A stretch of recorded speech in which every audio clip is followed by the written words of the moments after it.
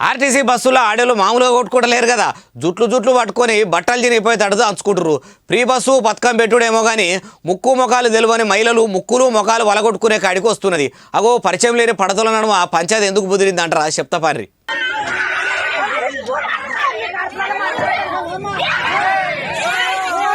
చూసిండ్రు కదా, లడాయి లగాంచే నడుస్తున్నది. జైరాబాద్ నుంచి సంగారెడ్డి దిక్కు పోతున్న బస్సుల వీరోచితంగా పోరాటం చేస్తున్న ఈ వీర మహిళలు ఎక్కిండ్రట. ముందుగాల బస్సు ఆగంగానే ఒకళ్ళు దస్తేసిరట, ఇంకొకరు కిటికీలకు ఎక్కిరట. సీట్ల నేను కూసుంటా అంటే మాట మాట పెరిగిందట. జుట్లు పట్టుకొని జులుం చేసే కాడికి వచ్చింది. ఇంకా నయ్యమాల్లో ఎక్కినోళ్ళెవలు కొత్త షిప్పులు కొనుక్కపోనట్టున్నారు.